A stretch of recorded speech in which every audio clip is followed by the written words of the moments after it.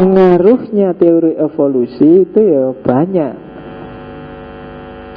Jadi yang tadi yang biologi agak saya cepatkan, saya bukan ahli biologi. Cuma kita lihat pengaruhnya. Ada istilah evolusi budaya. Bagaimana budaya manusia itu berevolusi. Misalnya itu teorinya Morgan. Ada yang bilang bahwa manusia itu mengalami banyak zaman. Dari zaman liar tua, zaman liar madya, terus jadi zaman liar muda. Zaman liar berkembang jadi zaman barbar. Barbar tua, barbar madya, barbar muda. Terus jadi zaman beradab. Nah, peradaban purba, peradaban masa kini, dan peradaban klasik sampai sekarang. Itu teorinya Morgan.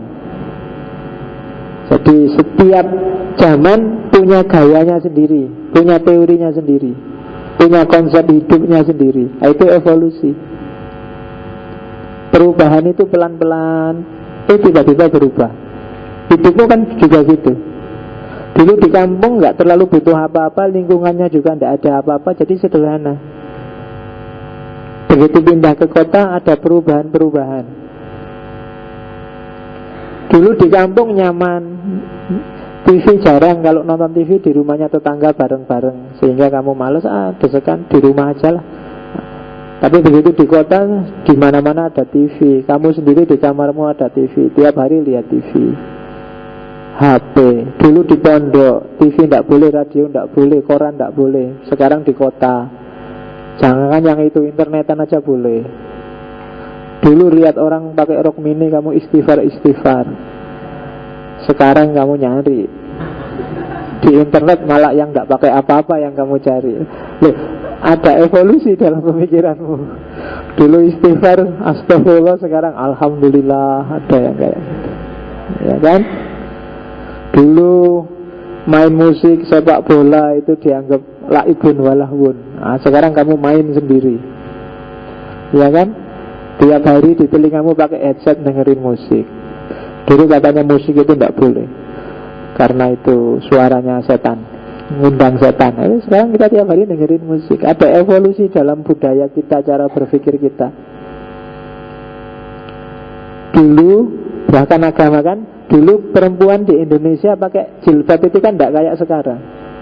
Dulu cuma pakai kerudung, disampirkan, rambut depannya kelihatan, tidak apa-apa, sudah dianggap Islam. Nyai Haji Ahmad Dahlan, Cutnya dulu nggak pakai jilbab kayak jilbab hari ini. Rambutnya kelihatan, bahkan sanggulnya aja kelihatan. Cut mutia itu kan sanggulnya kelihatan. Dan no problem, dianggap pejuang Islam. Nggak ada yang bilang Cutnya Din itu pejuang sekuler. Kenapa? Nggak jilbaban. Nah, enggak, semuanya hanya pejuang Muslim, karena standar yang disebut Islam zaman itu ya seperti itu. Tapi terus ada evolusi. Hari ini kalau masih kayak gitu, itu belum Islam, itu masih Jawa, rambutnya kelihatan kan gitu. Tapi ada evolusi dalam kebudayaan kita. Pantas dan tidak pantas itu kan juga evolusi. Itu namanya evolusi budaya. Dan jangan salah, ini pengaruhnya Darwin pasti. Ternyata nggak cuma fisik, dalam budaya juga terjadi evolusi. Perubahan adalah keniscayaan. Perubahan yang pelan-pelan itu terjadi di mana-mana. Kadang-kadang perubahan itu nggak kamu sadari. Kamu merasa, enggak pak, saya itu masih kayak yang dulu kok pak ya. Tapi temanmu yang lebih ngerti, kamu kok berubah ya sekarang. Dulu kamu kelihatan lugu, tulus itu. Sekarang ya masih lugu sih, tapi menjengkelkan. Oke. Itu kan berubah namanya. Kalau dulu enak diajak ngomong, sekarang sudah mulai ngayal. Lagi pengaruh filsafat ini mesti. Ada evolusi. Mungkin dulu kamu nggak kenal filsafat, sekarang kenal, kan pasti ada perubahan lah sedikit banyak. Ada evolusi. Dan itu dampaknya teori Darwin. Loh, agama apa nggak nyuruh kita berubah? Nyuruh. Kalau kamu ada, saya setuju teori evolusi pak, ada perubahan. Dalilnya ada loh pak di Quran. Di hadis juga ada. Kan ada yang man ra'a minkum mungkaran falyughayyirhu, berarti disuruh berubah. Cuma berubah dari yang mungkar jadi yang baik. Ya kan? Allah tidak akan merubah nasib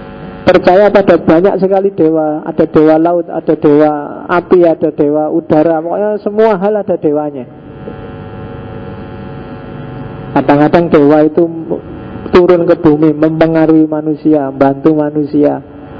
Kalau di Hindu kan bisa ada dewa yang merusak, ada dewa yang menciptakan, ada dewa yang memelihara. Brahma, Wisnu, Siwa, kan gitu. Kalau ada masalah di bumi, dia turun menyelesaikan masalah. Itu kepercayaan politeis. Percaya pada dewa-dewa. Ya kan, kalau di Mahabharata itu kan dewanya turun namanya Krishna. Kalau di Ramayana turun namanya Rama. Itu sebenarnya filosofinya agak bagus kalau Ramayana Mahabharata. Kenapa yang turun Rama? Rama itu sama Krishna sifatnya bertolak belakang. Padahal sama-sama penjelmaannya Wisnu. Karena musuhnya beda. Kalau Rama itu kalem, ikut aturan, syariahnya lurus, pokoknya ya ikut. Nah itu Rama. Kenapa? Karena musuhnya Rahwana. Kalau Rahwana itu anti aturan, semua aturan ditabrak, semua aturan dilanggar. Maka butuh seorang Rama. Kebalikannya Krishna. Krishna itu yang dimusuhi Duryudana dan kawan-kawan. Kalau Duryudana ini ikut aturan, tapi aturannya dipolitiki untuk kepentingannya. Maka yang turun Krishna. Krishna ini agak uraan, agak sakarepe dhewe mensiasati aturan. Kenapa? Karena yang dilawan Duryudana. Kalau Krishna kan cengenges ngatur. Kalau Rama kan pendiam, agak tekun, agak itu. Itu bedanya. Sama-sama dewa yang sama, menyelesaikan masalah di dunia. Nah itu cara berpikir politeistik. Kalau di Cina kan ada dewa-dewa. Di Yunani ada Zeus, ada Thor, ada Zina, ada Hercules. Itu kan legenda dewa-dewa yang dipercaya. Kalau di Cina ada apa ya Cina? Dewa langit, Sun Gokong. Apalagi mengkuwi nek Cina. Ada dewa bumi, ada pokoknya semua kalah kalau sama Sun Gokong. Nah, evolusi. Dinamisme, animisme lahir di tengah masyarakat yang agak nomaden, masyarakat yang belum menetap.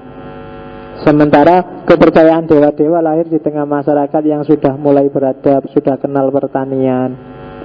Nanti ketika masyarakat sudah berpolitik, punya negara, punya kerajaan, terus membayangkan dewa-dewa mungkin juga strukturnya ya dia punya kerajaan. Ada dewa yang jadi raja, ada dewa pembantu, ada patihnya, ada. Terus dibayangkan dewa-dewa juga punya struktur. Maka kan di Yunani dikenal Zeus yang paling tinggi. Kalau di Mesir dewa matahari yang paling tinggi. Ini kepercayaan namanya high god. Percaya banyak dewa, tapi yakin ada dewa yang tertinggi di antara banyak dewa yang mengkoordinasi semua dewa-dewa yang lain. Nah ini berkembang ketika manusia juga kenal pemerintahan. Maka dibayangkan dewa-dewa juga punya pemerintahan. Jadi yang semula sekedar percaya dewa, sekarang percaya ada loh pemerintahan dewa. Ada evolusi dalam beragama. Nah setelah yakin ada dewa tertinggi, lama-lama ini evolusi lagi. Loh, kalau ada dewa tertinggi, ngapain kita peduli sama dewa yang kecil-kecil? Sudahlah, dipegang aja rajanya dewa kan selesai. Semua pasti ikut. Dari situ muncullah monoteis, termasuk Islam, Yahudi, dan Kristen. Kita sembah dewa yang tertinggi. Kalau di Islam dewa kecil-kecil terus jadi malaikat-malaikat. Dewa penguasa hujan, ya sekarang malaikat yang menguasai hujan. Dewa kan gitu. Itu bahasa evolusi agama. Jadi ada evolusi cara berpikir, ternyata punya imbas dalam revolusi keberagamaannya manusia. Seperti apa peradaban manusia, seperti itulah agama. Sama kan ketika lahir modern yang sekuler, cara beragama kan terus jadi deistik, monoteisi tapi deistik, agnostik, bahkan ateis. Itu kenapa pengaruh cara berpikir manusia. Ternyata ada evolusi lagi. Sekarang berubah lagi, jadi era kontemporer yang logosentris dan seterusnya. Jadi ternyata teorinya Darwin juga berimbas pada kajian agama-agama. Tasawuf aja kan ada evolusi kan. Kita harus meningkat dari makom satu ke makom yang lain. Itu kan perubahan yang evolutif. Oke. Nah, yang paling terkenal itu evolusi sosial. Jadi perubahan secara gradual di dunia sosial, ya kan? Sosiologi kan kenal teori namanya teori perubahan sosial. Nah, itu pengaruh Darwin. Yang paling terkenal dalam teori perubahan sosial itu teori perubahannya Spencer.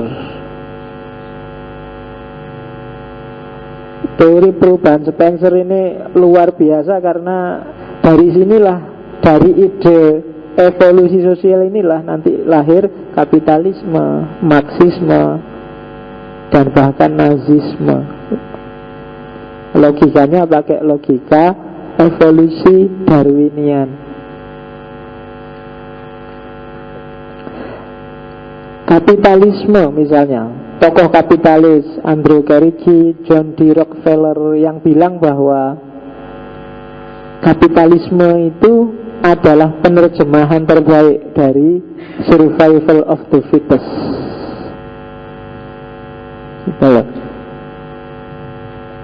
Kapitalisme itu kan yang penting dia punya modal, punya uang, dia akan survive.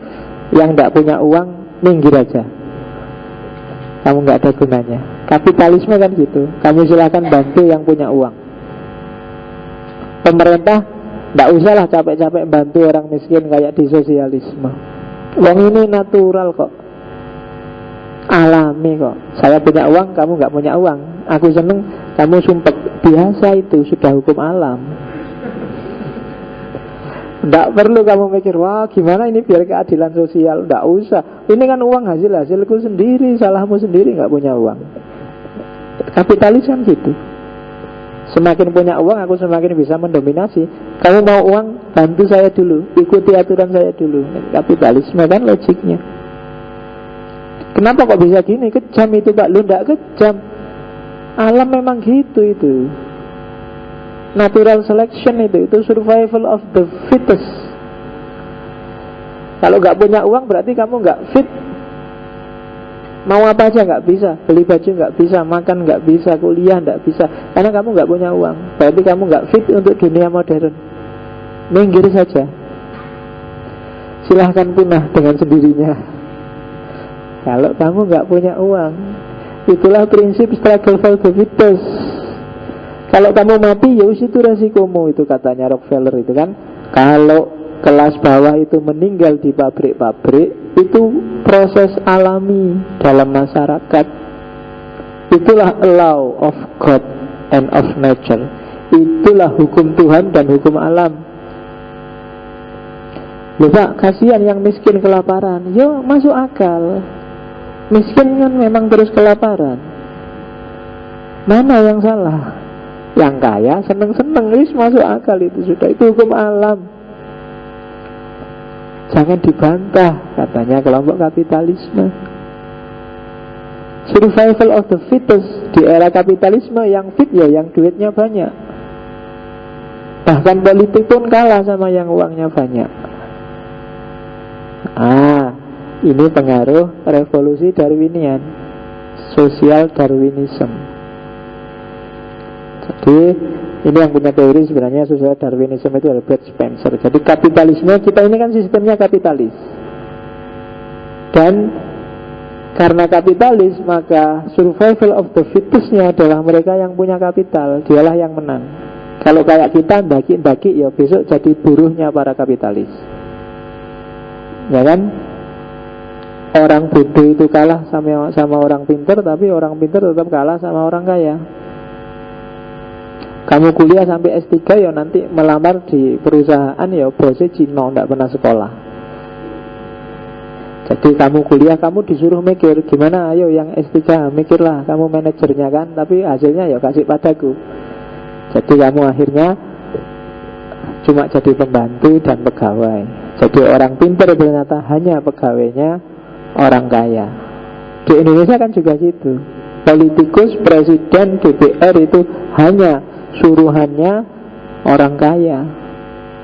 Sebagus apapun kamu, kalau nggak punya modal ya tidak ada yang mendekat padamu. Apalagi dalam dunia politik. Kalau kamu mendekat-dekat, tidak punya uang, ya diterima, asal kamu mau jadi pegawainya. Kan itu aja prinsipnya kapitalis. Dan kamu jangan marah, karena ini hukum alam. Jangan protes, tetap ini hukum alam. Pada akhirnya tetap kapitalisme. Kalau katanya Fukuyama, tidak bisa kita merubah kapitalisme. Itu the end of history, akhir sejarahnya manusia sudah. Orang yang punya modal, orang yang punya uang, dia menguasai dunia. Dibolak-balik kayak gimana pun merubah yang kayak gini ini susah. Kecuali sosialisme total, dan sosialis sudah ambruk sejak dulu. Itu katanya Fukuyama. Demokrasi itu termasuk yang the end of history. Kamu ingin bantah demokrasi sudah berat sekarang. Satu-satunya yang paling puncak memang demokrasi. Itu katanya Spencer. Ada juga komunisme, ya kan? Komunisme juga sejenis sosial Darwinisme. Ada perubahan-perubahan sosial dari masyarakat aristokrasi yang didominasi oleh kaum borjuis, kemudian berkembang jadi pertarungan komplainnya kelompok proletar yang tadi ditindas oleh kaum borjuis. Terjadilah perubahan sosial. Pada akhirnya kaum borjuis, kaum proletar yang menang dan mendominasi dunia politik kekuasaan, mereka balas dendam pada kelompok borjuis. Hartanya diambil, kemudian dibagi-bagi pada kaum proletar. Orang yang kemarin menindas sekarang ganti ditindas. Tapi setelah itu orang sadar tentang kesetaraan, bahwa aku kok nindas, aku kok jahat.